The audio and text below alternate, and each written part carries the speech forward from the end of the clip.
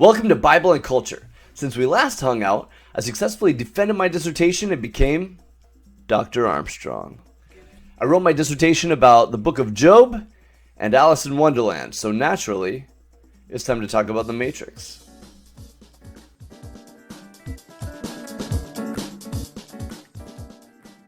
In this video, we'll look at epistemology in the Matrix, Wonderland, and Job's hometown of Uz. We'll mention Plato, Descartes, and Rob Schneider. At the end, I'm going to challenge you to question your presuppositions. Now, The Matrix is part of a big year in cinematic history. In 1999, big-budget studios trusted little filmmakers to tackle deep philosophical and religious issues. That year, filmmakers raised their expectations for the audience. In most movies, if there's a stupid guy, he has to be so stupid that the stupidest guy watching knows that's supposed to be the stupid guy. Most movies play to the lowest common denominator. Unless you're watching a movie from 1999. That year, Fight Club presented Nietzsche's Übermann philosophy. American Beauty took up a similar dissatisfaction with society with existential themes. Blast from the Past argued that traditional values might help correct some of our dissatisfaction. Being John Malkovich looked at temporary fixes for dissatisfaction. Magnolia wrestled with child abuse while arguing that good things still happen in the world. Three Kings questioned the line between selfish and noble motives during the first Iraq War. And 10 Things I Hate About You was, well, it was filmed in my hometown. I want to do a future video about the Messiah in 1999 Hollywood. Films like The Green Mile, The Matrix, Phantom Menace, End of Days. Perhaps the most enduring films from that year are the ones that question basic presuppositions about the world. We call this epistemology. How do we know what we know? Or perhaps even better, what do we even know? The Truman Show, The 13th Floor, Deuce Bigalow, Male Gigolo, all make you question basic presuppositions about the world. And this brings us to the epic sci-fi retelling of Plato's Cave and Descartes' evil demon theory, The Matrix. Directed by a couple of ladies named Ski. Don't try and bend the spoon. Only realize the truth, that there is no spoon. Okay. I need to free my mind. Okay. Whoa. Strange things are afoot at the Circle K, dude. Plato said that most people are satisfied with a basic understanding of the world that they can see and touch. But Socrates rose above this with logic and reason, and he was able to see the world for how it really is. Descartes also asked, how do I know that the world is even real? What if some evil demon is controlling my mind and making me see a world that doesn't really exist? Now, both Plato and Descartes want humans to question their presuppositions more. This includes the big questions, like, do I really exist? But it also could include smaller, less significant groupthink. Questions like, do I accept all of the theological and political presuppositions of the people around me? The Matrix retells these hypotheses with references to Lewis Carroll's classic work, Alice's Adventures in Wonderland. The protagonist of The Matrix, Neo, starts questioning his basic presuppositions. He thinks differently than everyone around him.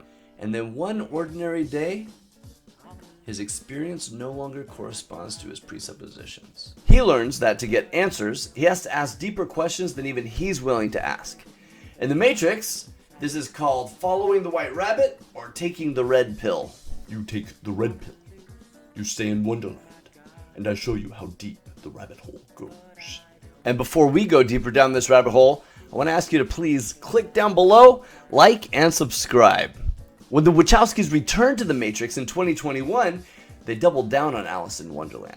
They prominently feature Jefferson Airplane's song White Rabbit during one ordinary day when things just start to feel a little unsettling. In this song, taking drugs or pills is again equated with following the white rabbit because it makes you see reality in a totally different way. The song retells the story of Alice, who experiences logic and proportion that has fallen sloppy and dead.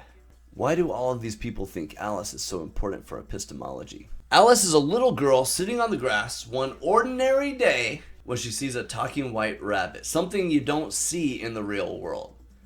So she follows it, and then she sees and experiences so much other crazy stuff that do not correspond with her presupposition. But the analogy with the Matrix is much deeper than just questioning presupposition. Lewis Carroll, the author of Alice in Wonderland, was a logic professor at Oxford. He presented this world where everything is turned upside down, and we often call his work nonsense literature. But in fact, it actually makes more sense than the real world. Lewis Carroll applied logic to everything. For example, Alice says that in Wonderland, everything is getting curiouser and curiouser. This is not how people talk in the real world. In the real world, things get more curious.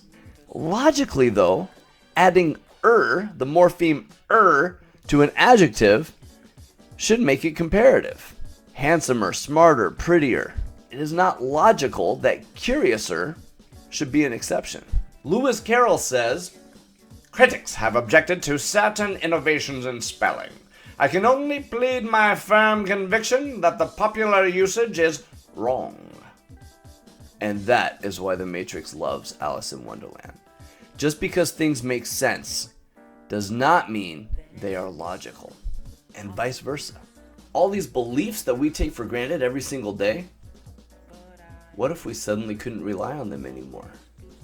Well, if we throw out our presuppositions but we keep our logic, like Plato and Descartes want us to do, we might learn something new.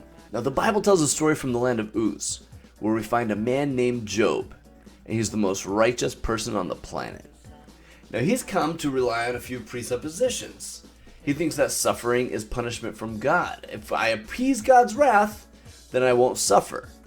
Now, I'm not saying that's why he's righteous, but I am saying that's what he believes. He's constantly making sacrifices to protect his children in case they sin in their hearts. This is what righteous people do, and so far so good. It seems like a logical formula. If I make sacrifices, then God will protect my children. And then one ordinary day, Job wakes up and he makes sacrifices for his children just like normal. And at the end of the day, all of his children are dead. Nothing makes sense anymore. His one means of holding back God's wrath is suddenly stopped working. And if he's wrong about this one assumption, then what else is he wrong about?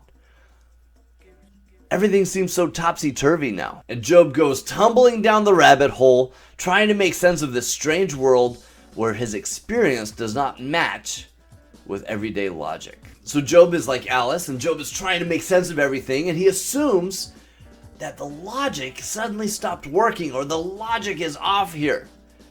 But really it's his presuppositions that are wrong. He thinks that God is punishing him and he doesn't deserve it, so he starts trying to prove his righteousness. He starts trying to prove his innocence. But really, God is not trying to punish him at all. God's actually pretty proud of his righteousness.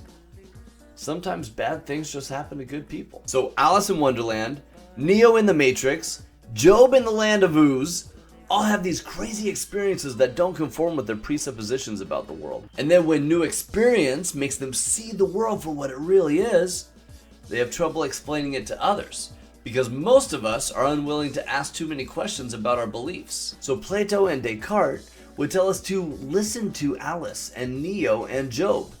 They think we should have a little more humility and a little less certainty. Thank you so much for coming with me on this channel's first trip to Wonderland. It won't be the last. I am Dr. Ryan M. Armstrong. Please click on like and subscribe down below. It helps out the channel. Leave a question or a comment. Tell me your favorite literary characters who question their presuppositions. Thank you.